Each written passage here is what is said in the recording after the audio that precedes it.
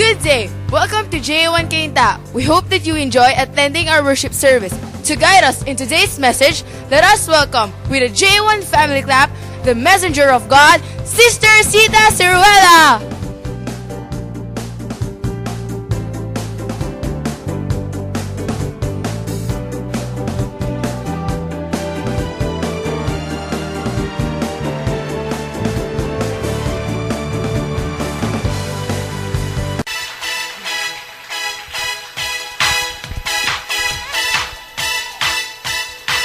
Nakaramdam na po ba kayo ng pagyanig ng kalagamitan sa pamamagitan ng inyong pagpupuri?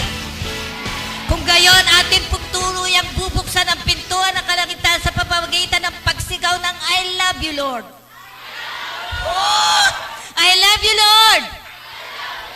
Alam ko pong bubuksan na talaga ng Diyos ang pintuan ng kalangitan para sa kanyang mga hinirang. At ako po'y natutuwa dahil sa umagang ito ay ganito po ang aking nakahandang mensahe. Ang sabi, ano ba ang pinakamahalagang utos? Napakarami pong kautusan. Kung iisa-isahin natin, baka maghapon tayo mag-aaral ay kulang pa. Ano po? Pero ito po ay nasa Mateo 22, 36-37. Guro, alin po ba ang pinakamahalagang utos sa kautusan? Sabi sa verse 37, sumagot si Jesus, ibigin mo ang Panginoon mong Diyos ng buong puso, ng buong kaluluwa, at buong pag-iisip. Ibig sabihin, tumagma po ang aking ituturo sa inawit natin.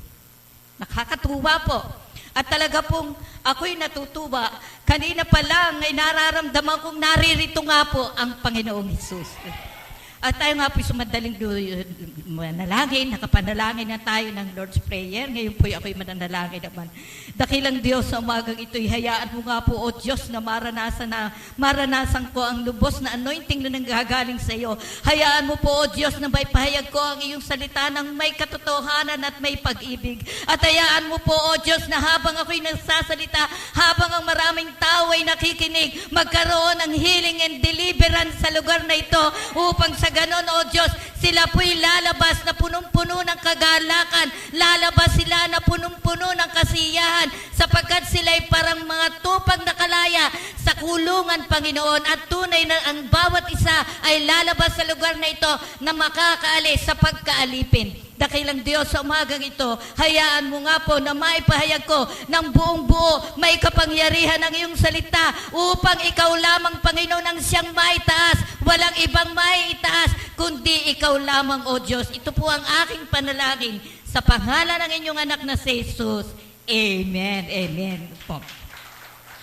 Ito po yung sino po yung, alam ko po na mula January, natatandaan ko po, linggo-linggo, merong dinadala dito ang Panginoon. Amen po ba? At alam ko po na kayo po ay lubos na mapagpapala sapagkat kung ito'y hindi ninyo narinig sa sangkatauhan, ito po'y maririnig ninyo dito na ang mga tao na naririto, na nakikinig ng kanyang salita, ay siyang itinuturing ng Panginoon na siya niyang ina at mga kapatid. Na ito po ang pruweba. Sabi po sa Matthew 12, 46-47, habang si Jesus ay nangangaral, dumating ang kanyang ina at mga kapatid. Naghihintay sila sa labas ng sinagoga dahil nais nila na siya'y makausap.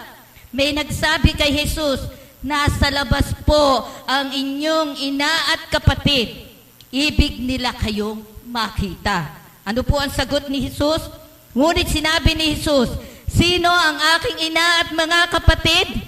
Itinuro ni Jesus ang mga taong nakapaligid sa kanila. Ang sabi niya, sila ang aking ina at mga kapatid. Sapagkat sino mang sumusunod sa kalooban ng aking amang nasa langit, at iyon ay iyon ang aking ina at mga kapatid. Napakapalad po natin sapagkat ito po ay nagpapatunay na lahat ng tao ay nilalang ng Diyos. Subalit, hindi lahat ng nilalang ng Diyos ay anak ng Diyos. Amen po ba kayo doon? Kundi, yun lamang mga taong sumusunod sa kalooban ng Diyos. Meron po bang benepisyo ang pagsunod sa Diyos? Sa umpisa, sa iisipin mo, napakahirap. Yun na lang sabihin. Pag ikay sinampal, ipasampal mo pa ang kaliwa. Mahirap, ano po? Pero sa katotohanan po, kapag ang isang tao ay namatay na sa tunay niyang likas na pagkatao, yung mga kasalanan na dati ay natatanim sa kanyang puso at isipan, pagkatapos ito po'y nag-uugat upang malayang-malaya niyang magawa ang hilig ng kanyang laman. Ibig sabihin, mas nananaig sa kanya ang pita ng laman kesa masunod ang kalooban ng Diyos. Alam naman nating lahat sa ating isipan na gusto nating sundin ang Diyos, pero bakit napakahirap? Kung kailan ikaw gusto mong magpakabuti, saka naman gumagawa ang diablo upang mahadlangan yung iniisip mong mabuti. Subalit mga kapatid, kapag ang tao ay inalis na niya ang pita ng laman sa kanyang buhay, malinis na malinis ang kanyang puso, sisiguraduhin ko po sa inyo, bawat butil ng salita ay tatanim sa inyong puso at ito ay mamumunga. Pero hanggang hindi kayo natututong sumunod sa Diyos, matutong umibig sa Diyos, yun man lamang sabihin natin hindi lahat ay masunod mo, yun man lamang may masunod ka, ay napakabuti na sa harap ng Diyos at kalugod-lugod ka na sa harapan ng Diyos. Ang sabi po doon sa aklat ng Mateo chapter 5, mapalad ang mga taong nagmimithing makasunod sa kalooban ng Diyos. Ibig sabihin, nagmimithi ka pala. Yung po nasa chapter 5, wala po dito, bigla lang iniremind sa akin ni Lord. Ang sabi po doon sa Matthew chapter 5, kapag kayo'y nagmimithi na makasunod sa kalooban ng Diyos, mapapabilang ka na sa mapalad. Nagbibiti po ba kayong makasunod sa salita ng Diyos? Amen. Kung gayon, may mga benepisyo po ang pagsunod sa Diyos. Una, napakaganda, itinuturing na niya tayo na mga ina at kapatid. Napakasarap na ikaw ay hindi na itinuturing ng Panginoon na alipin, kundi ikaw ay itinuturing na niyang ina at kapatid. Napakasarap ikaw ay maging ina at kapatid ng ating kataas-taasan Diyos. Diyos na hindi nagbabago noon kahapon at kailanman. Diyos na ang kanyang kapangyarihan ay pagwalang hanggan. Diyos na kailanman ang kanyang paghahari ay hindi maglalaho. Mga kapatid, tiyak na tiyak po na hindi kayo, kung sino man ang baguhan dito, hindi po kayo nagkamali ng pinuntahan ninyong bahay pa ng bahay. Sisiguraduhin ko po yan, hindi po kayo nagkamali. Sapagkat kapag ikaw ay itinuring ng Diyos na ina at kapatid, lagi mong kakampi ang Diyos. Tingnan mo po yung tunay na magkakapatid sa laman. Kapag ang iyong kapatid ay napaaway, sa tama't sa mali, ipagtatanggol mo yan, kapatid mo yan. Hindi po ba? Eh, gano'n pa kaya ang ating Diyos na siyang umangkin sa atin bilang ina at kapatid? Eh, di mahal na mahal niya tayo. Amen po ba? At pagkatapos, ang ikalawa, hahaba ang ating buhay. Abay, ako po'y takot na gumawa ng kasalanan dahil ako po'y senior citizens na. Ay, kaya mga seniors, tayo po'y magpakatakot na sa Diyos sapagkat sa ayaw at sa gusto natin, kukunin tayo ng Diyos. Kaya lamang, ay iba yung kinuha niya tayo na tayo madatnan niya, na tayo'y may malinis na pamumuhay upang makasigurado tayo na tayo'y makapiling niya sa langit. Amen po ba? At sabi po ron, sabi po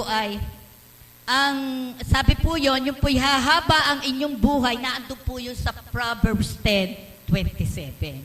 Alam mo po, ako po'y walang dalang Biblia, dahil ang alam ko bukas, mamamas ko lang ako dito, ako'y uuwi na sa amin. Hindi ko nga pinalanong, ako'y paparito, chisimpa, uuwi po ako sa Christmas party namin. Pero kung bakit, nagkaroon talaga ng dahilan na ako hindi makaalis. Yung aming yaya po, nagpakasyon, ay di walang tao sa bahay. Pansamantalay, ako'y napatigil dyan. Sa kinatitigil ko dyan, nagagamit pa ako magturo dito. Pero sa katotohanan ay wala po akong dalang Biblia. Pero ang itinuro ko ng mga nakaraan ay mga sa sarili ko na lang pong kaalaman na napatanim, mga salitang napatanim sa aking puso, na bagamat hindi ko matukoy kung saang bersikulo na andun yun, pero yun po naman ay may katotohanan. Sabi ko kay Sister Dea, pahimin mo naman ako ng Biblia, at ako po ay doon napatuon sa mula chapter 1 hanggang sa katapusan ay sa Kawikaan. Na ang Kawikaan pala ay punong-puno ng aral sa kanyang mga anak. Ang Kawikaan pala, ang libro ng Kawikaan ay punong-puno ng paalaala sa kanyang mga anak. Doon po natin masasalamin ang ating buhay, ang ating kalalagayan sa harapan ng Panginoon kung tayo ba ay nabumuhay ng may kalinisan. Yun po pala, kaya tuloy ang aking chapter ay lahat ay chapter na nanggagaling sa Kawikaan. Una, itinuturing na anak at kapatid ng Panginoon. Kapatid tayo ng kataas-taasang hari, Panginoon ng mga Panginoon, at Diyos ng mga Diyos. Kaya napakapalad po ninyo. Ikalawa, hahaba ang iyong buhay. Sabi sa Proverbs 10:27, hindi gusto ng Diyos na ang bawat isa ay manghina, magkasakit. Ang gusto niya, tayo ay mabuhay ng may kalakasan, yung walang sakit. Ang sakit ay hindi bigay ng Diyos. Amen po ba? May kapayapaan. Number 3, may kapayapaan at katatagan sa buong sambahayan. Sabi po ron, ako po'y natatawa. Pag ako'y nanunood nung propaganda sa TV, kanino ka nagkukuha ng katatagan? Yung bang iniitsay lubid, tapos ay yung sa beer brand, yung sa beer brand, di po ba, na tumawid yung mga bata, pupunta sa school, tinalian, aba, ang sagot ko rin ay, sabi, kanino ka kumukuha ng lakas mo? Ba't, di ko maintindihan kung kanino ka ba kumukuha ng lakas mo o tatag mo? Sabi ko, siyempre, di sa Panginoon, hindi dyan sa beer brand. Yun po di ba? Iniitsa po yung lubid, inihugos, pagkatapos sinila, pagkatapos tumatawid yung mga anak para makatawid dun sa ibang pampang, ay sabi ba sa TV, propaganda sa TV, kanino ka kumukuha ng lakas mo? Hindi ko matanda kung tatag mo. Pero ang sagot ko, abay, ako sa Panginoon, hindi sa beer brand. Hindi po ba? Hindi po ba? Tama po yun. Hindi po yun sa beer brand. Kahit uminom ka ng uminom ng kung wala naman ang Panginoon sa iyo, hindi rin po. Walang kwenta. Ang sabi nga, ang lahat ng mga gamot magpapa-extend ng buhay, pero ang buhay mo ay hindi ma-extend lang, pero ang buhay mo at tatag ng buhay mo, walang ibang makapagdudugtong ng kahit isang minuto sa buhay mo, kundi ang ating Panginoong Hesus. Kala ko kayo kukontra sa akin. Kala ko po kayo mga kontrabida, pero dito wala pong kontrabida. Ano po? Basta salita ng Diyos, kain ng kain. Kain ng kain. Kung paano kayo, sabihin natin sa salita sa Tagalog, kung paano kayo, mas pangit kasi sabihin yung matakaw, pangit. Kung paano kayo mahilig kumain, hanggang kaya nyo, kain kayo ng kain. Dapat po'y magpakatakaw kayo sa salita ng Diyos. Amen po. Dapat kung kayo man ay marunong magpakain ng inyong physical body, kailangan po ang inyong kaluluwa ay pakainin din niyo ng salita ng Diyos. Ibig sabihin, hindi po kayo mamimili sa pagkain kasi, sa physical foods natin, namimili tayo, meron tayong paborito. Pero dapat po sa salita ng Diyos, walang paborito, lahat po ito'y salita ng Diyos na dapat ay ito po'y siguradong makakapagpalakas sa inyong espiritual, sa inyong kaluluwa. Walang pipiliin. Kasi yung pong iba, hindi maganda yan. Ayoko niyan. Lalo pag ang sinabi ay, pag sinampal ka, ipasampal mo pa yung kaliwa mo. Ayoko niyan. Doon na lang sa iba. Nabibili, pero hindi dapat ganun. Dapat po, ang salita ng Diyos ay inyong namnamin, inyong kumbaga sa pagkain, tingnan niyo po yung mga kambing, yung mga kabayo, sabi nguyang-nguya, lasap na lasap ang sarap. Amen po ba? Ganon din, ang salita ng Diyos dapat po, nguyain, namnamin, hanggang sa maramdaman mo ang sarap ng salita ng Diyos. Amen po ba? Ano na, nasaan na tayo? Ang sabi po rito ay, ito pong, ang mga nasunod raw sa Diyos ay may kapayapaan at tatag sa buo niya sambahayan. Ito po'y nasa Proverbs 14:26. May tatag. Ang pamilya na may takot sa Diyos, sumusunod sa Diyos, anuman ang mangyari, anuman ang yanig ng kaaway, hindi po sila magigiba sapagkat sila ay may banal na takot sa Diyos. Amen po ba? Talagang bawat pamilya po'y may baho. Sino po ang pamilya na talagang malinis na wala kakapi-kapintasan? Bawat pamilya merong baho. Subalit, ito po'y napagtatagumpayan ng isang pamilya na may katatagan na naggagaling sa Diyos. Hindi yung may problema ng pamilya, idadaldal pa kung kani-kanino, lalo pong lumalala. Pero kapag kayo'y may problema at idinulog ninyo ng mataimtim sa Diyos, tiak na tiak, darating ang panahon, aanihin mo yung idinulog mo sa panalangin. Ako po'y dumanas ng napakatinding problema. At talagang tanda ko kung kaya po ako hirap gumamit ng Biblia ang hindi iyo. Kasi yung akin pong Biblia, puro sulat eh. Yung pong aking Biblia, meron pang mark, may nakalagay, crying, meron ganun. Nabasa ko July 11, alauna ng madaling araw. Iiyak ka kasi minsan may problema ka sa buhay. Problema sa asawa, problema sa mga in-laws, problema sa kung kani-kanino. Pero nang basahin ko po yung ipinaalaala sa akin sa Psalm 37 verse 4 yata po yun, wala dito. Magpakaligaya ka naman sa Diyos at ang ninanasa mo'y iyong makakamtan. Ang sabi ay, tanda ko yung English yata ay ganito. Delight in the Lord your God and you will receive the desires of your heart. Tama po ba yung English na yun? Yun po yata. Tama po ba yun? Parang hindi ko natatandaan. No? Yun po. Noong ko naalaman na ipagpatuloy ang pagsunod sa Diyos. At alam niyo po, may naatandaan pa ako, wala rin dito. Do not stop in doing good, for at the perfect time or the perfect season, you will harvest it. Huwag mainip. Duloy. Luhod. Wala kailangan kundi makalyo na ang inyong mga tuhod. Magkaroon na ng kalyo. Tuloy pa rin ang dasal sapagkat ang Diyos na nangako sa iyo, nagsabi, magpakaligaya ka naman sa Panginoon at ang minimiti ng iyong puso'y aking ipagkakaloob. Amen? May tatag. May tatag. Hindi dahil sa kaya ikaw ay matatag ay punong-puno ng pera. Hindi po yun eh. Ang tatag ay nakukuha sa kapayapaan ng iyong puso. Amen po ba? Natuwa ako doon sa tanong ni Pastor nung mag-antay. Nanay, saan po kayo nakuha ng katatagan? Ay di siyempre sa pag-ibig at pananampalataya sa Diyos. Di po ba? Dahil kung wala kang pag-ibig sa Diyos, hindi ka susunod sa Diyos, at in bawat salita na ibibigay na niya sa iyo, ay lalampas lang, parang parang hindi mo nadinig kapag ang iyong puso'y punong-puno pa rin ng karumihan. Kasi, tingnan niyo po, ang halaman na itinatanim ninyo kung gusto ninyo na maghalaman at bumunga ng maganda, tiyak na tiyak yan ay aararuhin ninyo, susuyurin, kakalisin ang lahat na nagpaparumi roon upang pagtatanim mo ng bawat butil, ito ay mamumunga ng sagana.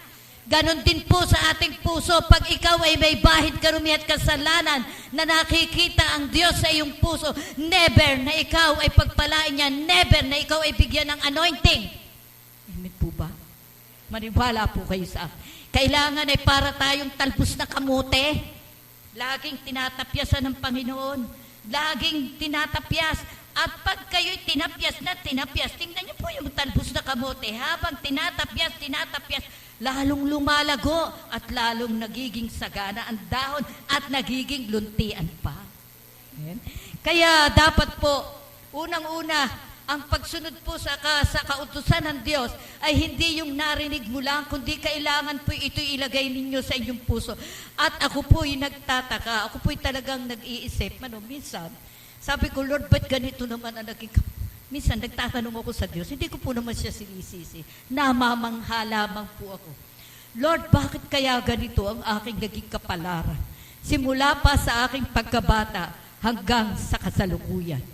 Kasi po, natatandaan ko nung kami nag-aaral, ay ako po ay absent, ako po ay naandun, at na dumating ako, ako po ay nag-CR lang. Pagbalik ko, nakalagay na sa elected na magaganda, ay ako daw ang muse. Ako daw po ang muse. Sabi ko, kayo'y hindi maganda at hindi tama ang inyong konsepto sa kahulugan ng muse. Alam nyo ba ang ibig sabihin ng muse? Aba, ay perfect beauty from head to foot. Kailangan ganyan. Alam mo po ang sabi, ay kasi ikaw naman ay mabait, mapakisama at maunawain at lahat, etc. Kaya ini-appoint na ikaw ang muse. Mali. Mali po. Ay di, pag tinanong sino ang muse doon sa section ninyo, ay malay ko. Hindi ko maamin sapagkat maaaring sabihin, ako'y muse ng mga pangit. Ay sabi ko, siguro mga pangit yung kasama ko, kaya ako'y inilagay. Tapos, second po, malaman lamang ko, ako po'y naririto, minsan ako po'y nagpapatawa lang sa inyo, pero dito po kayo titirahin mamaya. Titirahin ko po kayo. Tamaan ay huwag magagalit. Bato-bato sa langit. Tamaan ay huwag magagalit sapagkat kapag yun ay bumato sa inyong puso, ibig sabihin manahimik ka na ikaw yun. Ikaw yun. Tama po ba? Oh. Ay, ipuputulin ko na po. Baka mawala yung oras ko. Hindi na. Nagpapatawa lang po ako.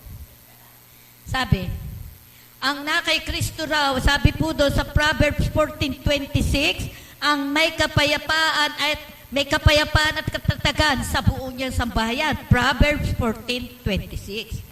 Ibig sabihin, ang pamilyang yan, anuman ang mangyari, matatag. Hindi, walang hiwalayan. Walang iwanan. Like may Gabi. Walang iwanan. Gabi? Like may Gabi. Pero hindi po sinabing, kaya hindi nag-iwanan, perfect. Naku, marami pong pinagdaanan. Kaya lang, kapag ang Diyos ay naging katatagan mo, sabi ka, sa Diyos mo hanapin ang kaligayahan at ang pangarap mo ay iyong makakamtan. Hindi lahat ng nagkatagal-tagal na pagsasama ay walang pinagdanasang paghihirap. Tiyak pong yan ay meron. Subalit, naalaala ko, nung ako'y mag-aral dito kay Brother Bess, kailangan ay malampasan mo ang 7 bundok pa o 6 na bundok. Kapag nalampasan mo yung mga bundok ng problema, tiyak ikaw ay dire-diretso ng magtatagumpay. Wala nang hadlang pa. Kaya sino mang Kristiyano, dadaan mo na yan sa maraming pagsubok. Amen po ba? O ano pa, ikapat?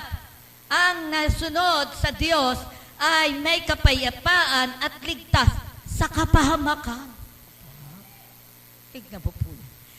Minsan, hindi lang tayo po'y sumusunod sa Diyos. Minsan, kung bakit tayo'y masunurin sa Diyos, ito naman ating mga anak, minsan ay hindi masunurin sa atin. Katulad po nung estudyante, ako po'y nalulungkot. Salamat po sa Diyos. At sa totoo lang ay hindi po ako nakagawa ng lecture, kundi kanina na lang na gumising. Kasi po yung aking apo, palibasa, mahal ng kanyang mga magulang, ibinili agad ng sasakyan, ay sila po yung nasa Qatar. Ay yung pong aking apo, naando po sa FEO, sa Ambayaw, sa Sampaloc. Meron po silang condominium doon na unit na doon nakatira. Na kami po naman, nagpunta sa Binangunan, naglilinis ng isang bahay namin doon, nung anak ko. Hindi pa tapos, nakaalis na kami. Bakit?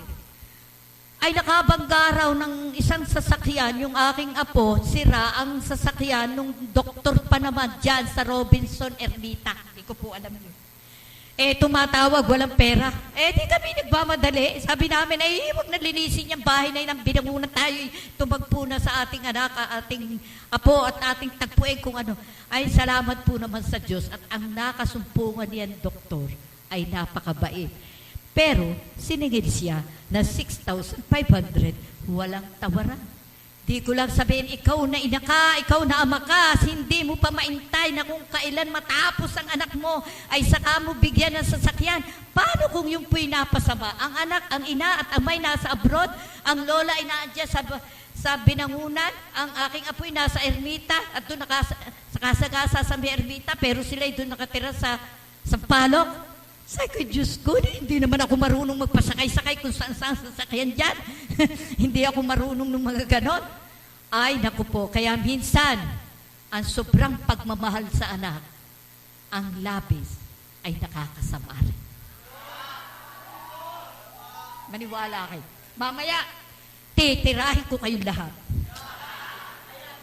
Sabi po, dito po, ikalima, humanda kayo. Sabi po, huwag mong kainggitan ang mga makasalanan, sa halip si Yahweh ay laging igalang at sundin. Kung magkagayon ay gaganda ang iyong kinabukasan. Gusto po ba ninyo gumanda ang inyong kinabukasan? Aba, dapat po kayo maging masuro rin sa inyong magulang. Tingnan mo po, akin na pong baka mata. Nako, babanatan ko na nga aring mga ano. Ito pong ama. Ang isa raw ama, sabi po doon sa Proverbs 20 verse 7, kung ang ama'y namumuhay sa katuwiran, mapalad ang anak na siya ang sinusundan. Tapos may Proverbs 5:15-16, ang dapat maging tapat sa babaeng minamahal at ang tangi mong pag-ibig sa kanya lamang iaalay.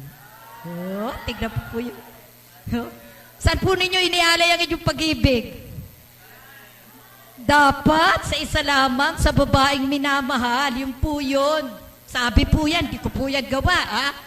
Kaya po, tingnan ninyo po kung ako'y nagsisinungaling. Proverbs 5, isulat po ninyo. Proverbs 5:15 and 16. Ang dapat maging tapat sa babaeng minamahal at ang tangi mong pag-ibig sa kanya mo lamang iaalay. Tama. At ang nabubuhay ng tapat ay Proverbs 10:9, ang nabubuhay daw ng tapat ay pinaghaharian ng kapayapaan sapagkat walang lihim na hindi nabunyag. Ano ba? At yun namang ina, welcome Exina. Yun namang ina, ano po naman ang ina? At yung pong ama, dapat pala ang ama, hindi po sa palakasan ng boses yan. Hindi po yan sa kamauo, sa palakihan ng braso. Kinakailangan ang kamauong yan ay gagamitin mo sa pagkukomport ng iyong buong sambahayan upang maging matatag ang inyong sambahayan. At ang mga labing yan ay gagamitin mo sa pagkukomport sa iyong sambahayan upang kayo'y maging matatag. Hindi yung mula nung isilang kang bata ka, santing kamalas ka sa aming pamilya, wala ka na ginawang mabuti. Meron bang amang ganon? Nagkakars. Ikaw na bata ka, kailan ka pang titino? Ikaw, matanda ka na mula pagkabata, nang ikaw ay isilang, puro kamalasan ang dala mo. Aba, meron po bang amang ganun? Kung gusto mong tumatag ang iyong sambahayan, ang labi mo gamitin sa pag-i-encourage sa iyong anak, hindi yung para sumama. Ano po? Kaya, palalakasin ang buong sambahayan. Tungkol naman sa ina. Sabi po, sa Proverbs 12:4, ang mabuting babae ay karangalan ng asawa, ngunit kanser sa buto ang masamang asawa. Sino po rito ang may asawa? Palagay ko'y wala po ditong may asawa na kanser sa kanilang buto. Amen po ba? Pero po bang kanser sa buto? Ang mabuting may bahay, awit, Proverbs 18:22. Ang mabuting may bahay ay isang kayamanan, safe pagpapala na si Yahweh lamang ang nagbibigay. Nabibili po ba ang asawang mabait? Nabibili ba? Sabihin mo ba, oy, anak ka, magpapapropaganda ka, oy, padalhan ninyo ako ng asawang mabait na kumpleto ang katangian. Meron pa doon. Meron pa doon. Si Yahweh lang ang makapagbibigay sa inyo ng mabuting may bahay. Ano po? Sabi nga, namamana sa magulang ang bahay at kayamanan, ngunit si Yahweh lang ang nagbibigay ng mabuting may bahay. Kaya mga kapatid, mga kabataan, kung gusto ninyo na makamana magkaroon ng mabuting may bahay, ito'y inyong masusumpungan sa pamamagitan lang laging pakikipag-fellowship sa Lord at ididil niya sa inyong isipan, sa inyong utak kung sino talaga ang babaeng karapat-dapat sa inyo. Maniwala po kayo. Huwag po kayong madala sa outlook appearance. Huwag po kayong madalang, wow naman, ang ganda naman ito, ang sexy. Pag ito ang nakuha ko, talagang proud na proud akong lalakad kami sa kalsada at talagang ang lahat ay mapapalingon dahil napakaganda ng aking girlfriend. Sa pamantayan po ng Diyos, hindi yun ang mahalaga. Ang titingnan natin ay yung kalinisan ng puso. Amen po ba? Huwag kayong mapadala, kayong mga lalaki, masyado kayong napadadala sa outlook appearance at ang konsepto pa ng isang may pag ang sinabi, ikaw na ngayon ang reyna ng aking tahanan. Wow! Mali ang konsepto nung naging reyna ng tahanan. Abay, namimilantik ang daliri, ayaw maghugas ng kaldero at baka maitiman. Yung po bang gusto nyo maging may bahay? Yung hindi kayo handang paglingkuran, yung hanggang laging wala pa sinaing, wala pa, nagme-make up pa ako eh. Hindi mo ba ako ipinaghalataan ng mababaon? Teka, hindi pa ako nakakapaglagay ng lotion sa aking katawan eh. Nauunang pagpapaganda. Pag po ang isang babae ay walang alam sa bahay. Tandaan po ninyo yan. Pag-ingatan po ninyo yan. Kasi, ito po, mabuti kung siya ang naging asawa mo, ha? At naging asawa mo, at maganda na, mayaman pa, pagka naging asawa mo, ipamamana na baga sa inyo agad, pagkakasal. Tiyak na kayo'y mamumuhay ng inyo. Paano kung kayo ay walang kakayahan at kayo natukso na kaagad? Pinuntahan na ninyo, pinasok na ninyo ang buhay na hindi pa karapat-dapat. Ito po ibibigay ko sa mga anak naman. Ganito po yun. Ang anak na sawail sa magulang ay anak na masama at walang kahihiyan.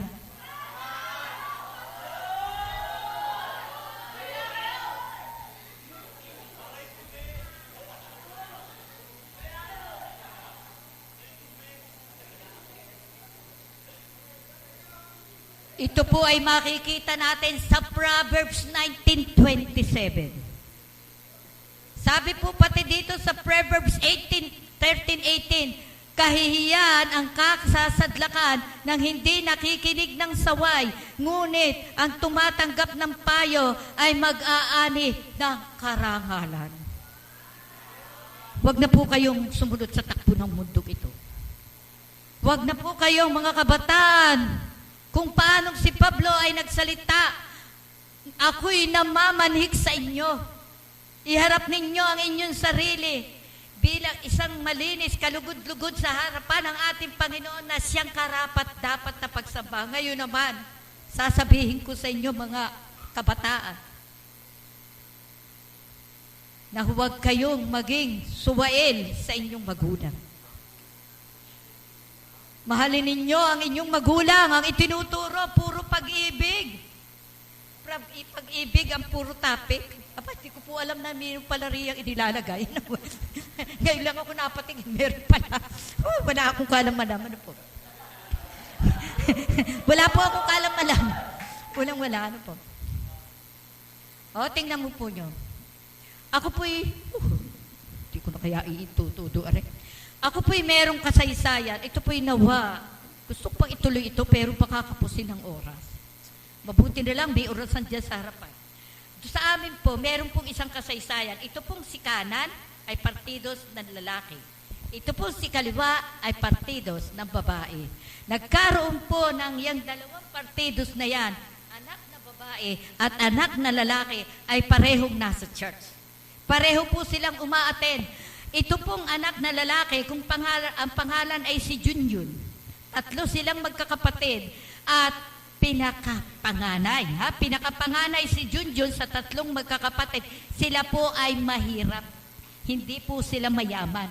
Pero itong si kaliwa, si babae, ay ang tawag ay si princess sapagkat siya ay pinakabunso sa lahat ng kanyang ng anak at ang ama ay nasa abroad. Sa madalit salita, si princess ay lumaking parang prinsesa. Bunso mahal. Ang ama ay nasa abroad. Sa madalit salita, kung wala si ama, siya ay laging katabi ng kanyang ina. Di po ba? Bunso Subalit dumating ang panahon, parehong maalab sa paglilingkod sa Diyos. Tandaan po ninyo ito. Ang tinitira ng kaaway ay walang iba kung hindi yung hindi kanya. Ay kukunin pa ba ng kaaway yung kanya na? Ay di siyempre ang kukunin ay yung hindi kanya, yung gustong magpakabanal sa harapan ng Diyos. Yun ang gusto niyang agawin. Ito pong dalawang ito ay parehong lingkod ng Diyos, parehong ginagamit sa music ministry. Itong lalaki sa drum set, itong babae, si princess, ay talagang ang ganda ng tinig. Chairman ng pag-awit. Ay, awan ko kung ano tawag doon. Basta chairman siya. Basta chairman siya ng music ministry. O, yan. Sa madalit salita, nakagugulat at nakahantal ang balita na dumating ang balita na ito palang si princess ay nagdadalang tao na. Tingnan nyo po, pakinggan nyo ang consequence, ang mangyayari. Yung pangako ng Diyos na mapayapang tahanan na nakapasok ang kaguluhan. Yung pong ama na nasa abroad na laging tinatawagan ng ina, ano ang aking gagawin sa ating anak? Ganito, ganare ang nangyari. Sa madalit salita, dumating si amang nasa abroad. Kumo mabibilad na sa kahiyan, hindi pa handa. Ito namang lalaki, itong mga magulang ng lalaki na manhika na at ipinakasal na. Ang sabi lamang nung lalaki, nung magulang ng lalaki, kung pwede naman, kahit sila'y kasal na, sa iyo na uli ang anak mong babae.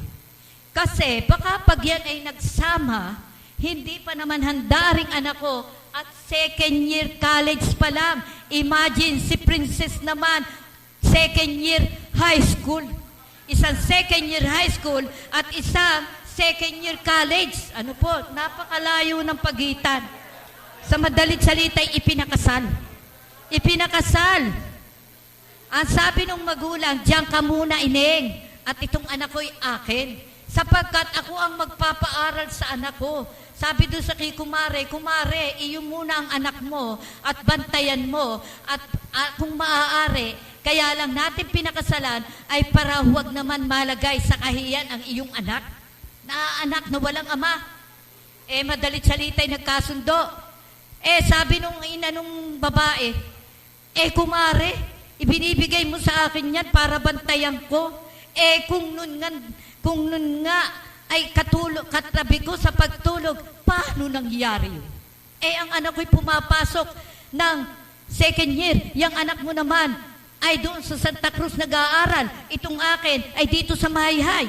Paano nangyari yan? Questionable. Alam mo po, ng matuklasan, itong lalaki ay anak ng mahirap.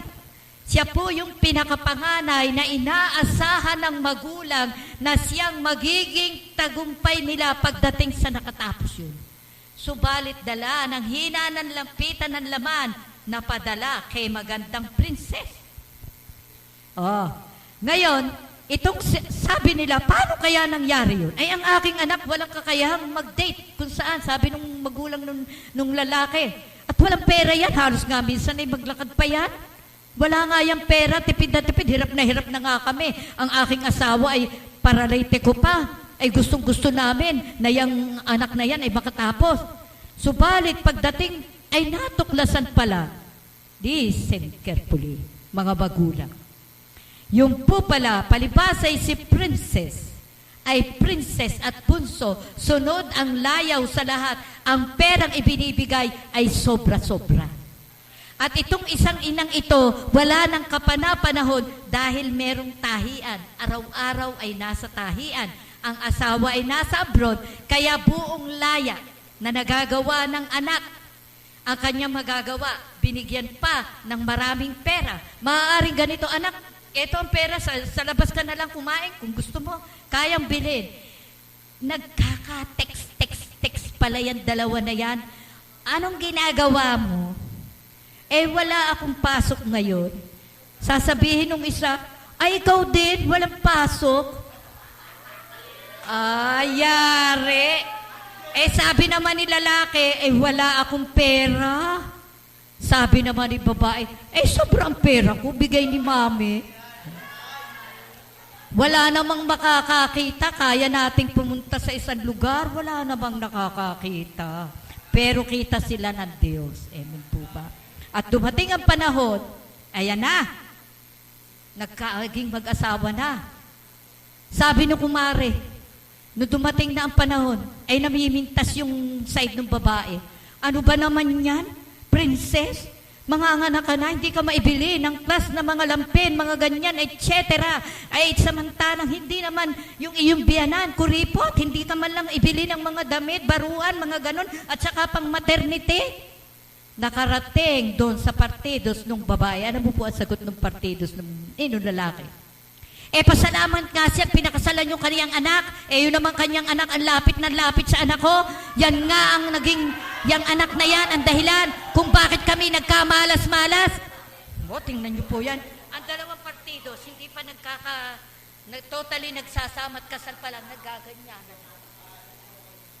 Biro mo po. At isa pa, ang pinakmasaklap, yung magulang ni Princess, na dumating galing abroad, yung pala ay may high blood.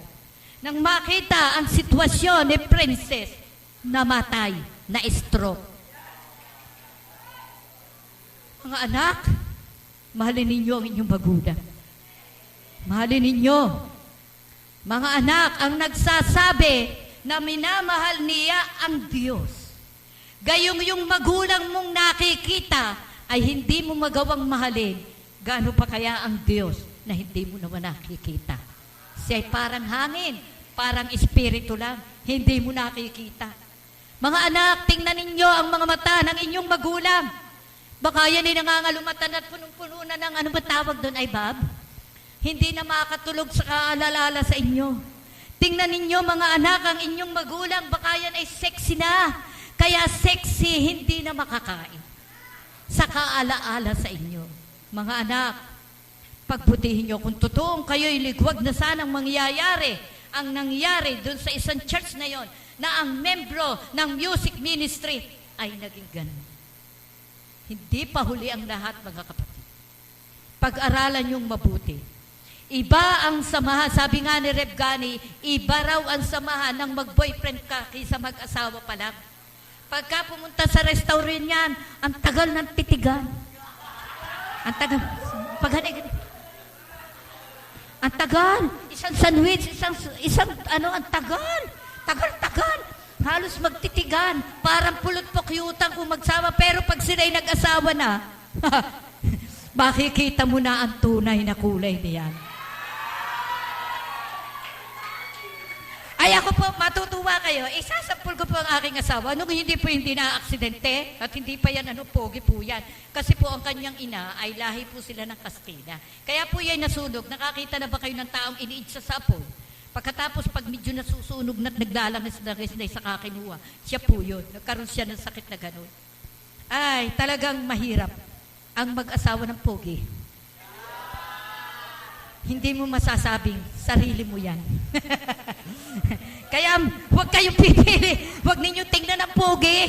Minsan na tingnan ninyo yung kalaliman ng puso ng babaeng nyo na handang sumama sa inyo sa hirap at ginhawa. Yung po yun. Kasi ito ipapalaala ko mga kabataan. Magkamali ka na ng kurso. Pwede mong palitan. Pwede mo ayoko pala na rin kursong are, katulad ng aking anak, nakailang palit, gusto ko political science, nagsawa, 2 taon. Gusto ko nursing, nang nursing na, ayoko, madirihin ako sa misugat. Nang mag-commerce na, ayoko din, mahina ako sa mathematics. pumalit ng kurso, kung ano na naman kurso kinuha. Sabi, buti pa, ay hanggang sa naka-anim na taon, walang natapos na kurso. Pero siya naman, purihin ang Panginoon, at siya naman ay manager ng Red Ribbon. Nagkaroon naman ng magandang trabaho. Kaya, ibig sabihin, lagi natin tatandaan, walang pagsisising nauuna. Ang pagsisisi ay laging nahuhuli. Yan po. Kaya po mga kapatid, nawa po ay kayo ay, at ito pa, titirahin ko rin yung iba. Yung pong may mga negosyo, no? Hindi yata natira lahat. Kung gusto nyo sumunod at magkaroon ng kapayapaan at masaganang buhay yung mga negosyante, sino po yung mga negosyante dito? Sabi ng Lord ay, Proverbs 11:1, kasuklam-suklam kay Yahweh ang timbangang may daya, ngunit kasiyahan naman ang timbangang tama. Alam niyo po, pagka kayo nagdinegosyo at kayo nagdaraya, dinaraya ninyo ang sarili. Sasabihin nyo, mahal ninyo ang Diyos. Ganun kayo po ay mandaraya. Ang sabi ng Panginoon, kung ano yung sabi? Do not do to others what you do not want to do to yourself. Ano ba yun? Huwag mong gawin Huwag mong gawin sa iba ang ayaw mong gawin sa iyong sarili. Alam mo po, pag kayo po nagkaroon kayo nagnegosyo ng timbangan daya, titiyakin ko po, hindi kayo aasenso. Ito po yung sasabihin ko na totohanan. Kasi po, nung araw, kami po yung negosyante, mamimili po kami ng prutas. Ito pong aking asawa, magaling yan magbiyahe, 30 pong jeep ay puno namin. Puyat na puyat kaming dalawa. Ngayon, kung siya ay may pride, kapag tinawaran ng piso, sundo-sundo na po kami nung may-ari ng prutas. Subalit tinawaran naman na rin ng pinatungan ng 50 sentimos. Hindi po papayag ang asawa ko. Mangyari ng mangyari, magkalugihan akong magkalugihan, kukunin niyan kahit alam niya na wala siyang kikitain. Ano po yung umiiran? Pride. Ayaw niyang masabi na parang humina ka yata ngayon. Dati 3 jeep, ngayon bakit kakaunti? Ang akin naman ay wala mang mabili. Kung wala ako na may malulugi eh. Pero ang aking partner, iba ang panuntunan. Kahit na malugi, basta kanya ay makuha niya. Kasi po, ganito po yun eh. Pag ikaw ay hindi nandaya, tiyak na wala kang tutubuin, kaya kailangan mandaya ka. Katagalan, hindi na ako masasama sa iyong pamimili. At sabi ng Panginoon, kung ang dahilan ng iyong pagkakasala ay ang iyong mata, dukutin mo. Kung ang dahilan ay ang iyong kamay, putulin mo, kesa naman ikay mapapunta sa impyerno.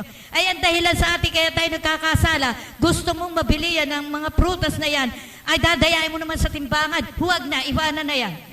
Kaya po kami sumunod sa kalooban ng Panginoon. Kaya natuto kaming maghalaman, magpapahalaman, kapaltan ang hanap buhay. Sa makatuwid, ay nakaganda. Kami ang laging nadadaya. Pero, yung pong nandaraya, ay sige, dayaan nyo kami ng dayain dahil yung inyong pagpapalang pupunta sa inyo, sa amin mapupunta. Ganun po yan. Sa tinaray-taray at inano-ano niya, hindi, lagi siya naloloko ng mga bayar, hindi napapayaran. Ay sabi ko, ikaw, bahala ka, basta ako, ipagpapasa Diyos ko yan. Kung ako man ay nalugi ng kunyay, 20 mil, 30 mil, Diyos na ang bahala dyan. Pero nung primero po, yung asawa ko, hindi ko makaya. Sabi niya, makita ko lamang na nabubulok sa kalabusan niyan, nakaganti na ako. Ganun siya. Pero kahit katagal-tagalan, kakahiling ko, nadadala ko po siya. Yun ang kaganda, nadadala. Kung ako'y isang babaeng sige, itimanda natin. Tingnan mo po ang nangyayari sa media. Walang katapusang demandahan. Sila pang kilala sa lipunan. Sila pang nasa church. Iglesia ni Cristo. Diyos ko. Pag-uusapan, ito ang hilig-hilig makinig sa Iglesia ni Cristo. Ay, nako, hindi. Ayun, patayin mo na yan. Hindi ako makikinig dyan. Wala akong mapapala diyan. Ibig sabihin po, ang mandarayang timbangan ay hindi nakalulugod sa Diyos. Dapat po, tayo habang tumatagal, tayo'y dumudunong. Habang tumatagal, dapat po'y ang salita ng Diyos ay matatanim sa matabang puso. Ano po ang dapat gawin? Magpabungkal kayo. Ipaarado ninyo ang inyong puso. Anong ibig sabihin? Ipakalkal ninyo ng ipakalkal. Kahit magkasugat-sugat yan, dahil kakayahin mo, sabihin mo, kakayahin ko yan, Lord, dahil kayo ang aking susundin. At kapag ang puso ninyo ay sigurado ng malinis, tiyak pag tinaniman kayo ng salita ng Diyos, ito'y talagang siyang mag-uugat at mabumunga ng sagana. Amen po ba? At yun namang ibang pag-uugali, ano po yun? Sabi nga po, kapag daw po ikaw ay ang kausap mo yung matino, tiyak ikaw ay titinurin. Kapag ang kausap may matalino, tiyak ikay tatalino din. Sabi nga, ay kung sino yung lagi mong kaharap, magiging ganun ka. Amin po ba kayo doon? Kayo'y magiging ganun. Kapag laging ang kaharap ninyo'y matalino, ay magiging matalino rin kayo. Ang sabi po rito, pag yung ugali ng mangmang, ano sabi sa Proverbs 11:12? Mabuti pang harapin ang osong inagawa ng anak kaysa kausapin ang isang mangmang na lublob sa kahangalan. Kaya pag po yung mga taong, yung bagang nag-uusap ng walang kakwenta-kwentang bagay, ako po walang katiga-tiga. Sa isip ko, ayaw ko ako'y matransfera ng kabubuhan at kamamanga na rin taong aray, na wala namang magagawang kabutihan sa iyo. Lalo po yung mga taong mahilig sa debate.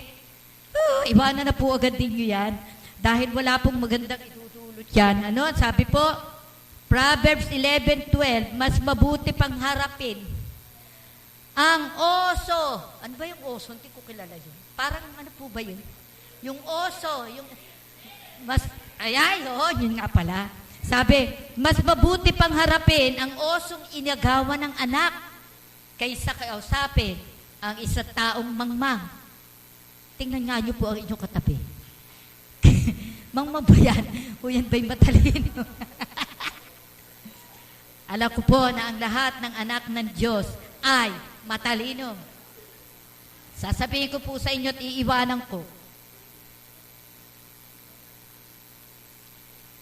Ano po ba ang kahalagahan ng salita ng Diyos? Ano po ba ang kahalagahan ng kautusan ng Diyos? Ang sabi po rito sa Matthew 6:10, kaya't sino mang magpawalang bisa sa kaliit-liitang bahagi ng salita ng Diyos at ito po'y at magturo ng gayon sa mga tao, magiging pinakamababa sa kaharian ng langit. Ang ibig sabihin po dito, yung turo ka ng turo, hindi mo naman ginagawa sa buhay mo.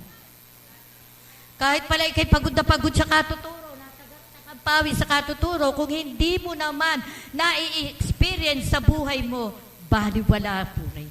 Hindi yung head knowledge. Kasi kayang-kaya, step by step, kayang-kayang ituro. Pero yung itinuro ay napag-aralan lamang, hindi naman na-experience sa kanyang buhay. Baliwala po iyon. Hindi ka rin nakakagarantisado na ikaw ay mapapabilang sa kaharian ng Diyos. Amen po ba? Kaya sabi ko, ay dapat pala itandaan itong Matthew 6:10. Dapat pala ito'y paka-memorize.